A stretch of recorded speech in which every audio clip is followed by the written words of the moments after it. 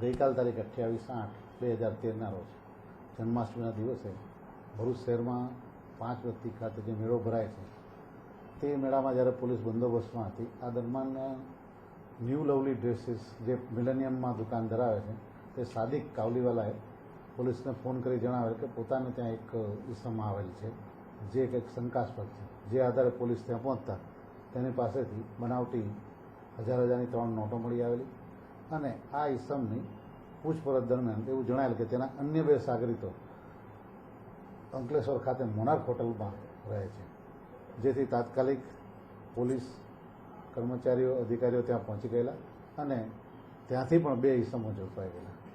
તેમની પાસેથી પણ હજારની અન્ય નોટો તથા 500ની નોટો, આ કુલ લગભગ 22 જેટલી નોટો જુદા જુદા દરની 1000 અને 500ની મળી આવેલી. આ 3 ઈસમોની તપાસ દરમિયાન પૂછપરછ દરમિયાન એવું જણાયેલ છે આ 3 ઈસમો વેસ્ટ બંગાળના માલદા ડિસ્ટ્રિક્ટના છે અને છેલ્લા 5 દિવસથી અંકલેશ્વર મુકામે રહેતા હતા અને પોતાની સાથે લાવેલા બનાવટી ભારતીય ચલણી નોટોને તેઓ બજારમાં વહેતી કરતા હતા.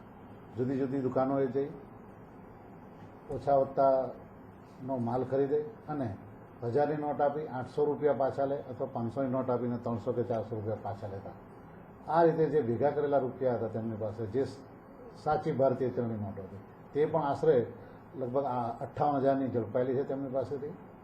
આ ઈસમોએ આ સિવાય આ 5 દિવસ દરમિયાન જે ભારતીય સાચી ચલણી નોટો બજારમાં બનાવટી ચલણી નોટો વહેતી કરીને ભેગી કરેલ હતી, તેના લગભગ રૂપિયા 47,000 તેઓએ બેંક મારફતે પોતાના એકાઉન્ટમાં ટ્રાન્સફર કરેલા છે.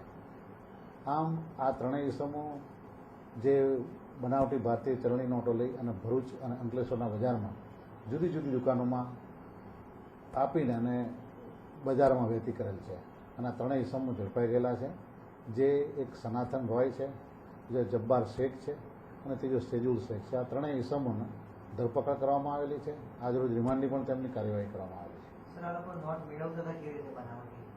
આ 3 ઈસમો જે છે તે ત્યાં પોતાના માલદા ડિસ્ટ્રિક્ટમાં છે બનાવટી ચલણી નોટો મેળવીને 1,25,000 થી 30,000 રૂપિયાની નોટો મેળવી, તેની સામે 1 લાખ બનાવટી ચલણી નોટો મેળવી અને બજારમાં ઘુસાડી અને આ રીતે પોતાનો મકસદ પાર પાડતા હતા.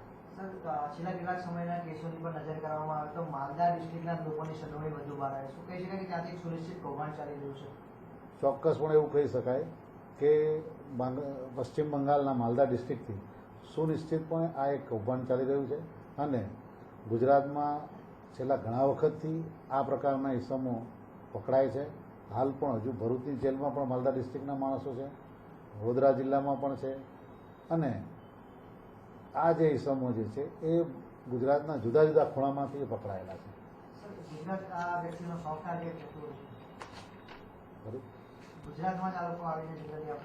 ગુજરાતમાં જ આવીને આ પ્રકારના કૃત્યો કરે છે એવું નહીં હોય, ભારતમાં અન્ય ખૂણે પણ આ પ્રકારની તેમની પ્રવૃત્તિ ચાલુ જ છે. જેમની પાસેથી મેળવતા હતા તેમાં અગાઉ એટીએસના કેસમાં જે કેસ દાખલ થયેલો છે તેમાં એટીએસના અધિકારીઓ તથા કર્મચારીઓ ત્યાં માલદા ડિસ્ટ્રિક્ટ સુધી ગયેલા છે. તેમણે પણ ઘણી આમાં ગુપ્ત એવી માહિતીઓ મેળવેલી છે અને જેના આધારે હજુ પણ તપાસ ચાલે છે અને અમે પણ આ પ્રકારના પૂરેપૂરા પ્રયત્નો કરીને છેવટ સુધી પહોંચવાનો પૂરેપૂરો પ્રયત્ન કરીશું.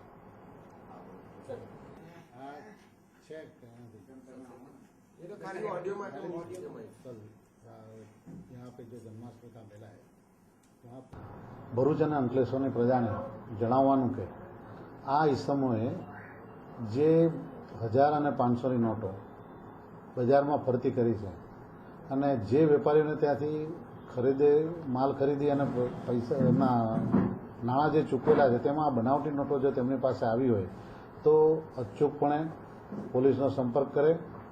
તેમાં આ વેપારીઓને કે જેની પાસે પણ આ નોટો હોય તેને બીજી કોઈ જાતની પોલીસ તરફથી હેરાનગતિ નહીં થાય અને અમને આ કામમાં અમને મદદરૂપ થઈ પડશે. એટલે ખાસ વિનંતી કરવાની ભરૂચ અને અંકલેશ્વરની જનતાને કે જો તેમની પાસે આવા કોઈ તત્વો દ્વારા આવી બનાવટી નોટો ભૂલે ચૂકે પણ આવી ગઈ હોય તો પોલીસને સંપર્ક કરે, આ નોટોનો નાશ નહીં કરે અને પોલીસ સ્ટેશનમાં એ ડિવિઝન પોલીસ સ્ટેશનમાં ખાસ કરીને જે ગુનાની તપાસ ત્યાં ચાલી રહી છે ત્યાં સંપર્ક કરવા અમારી નમ્ર વિનંતી છે.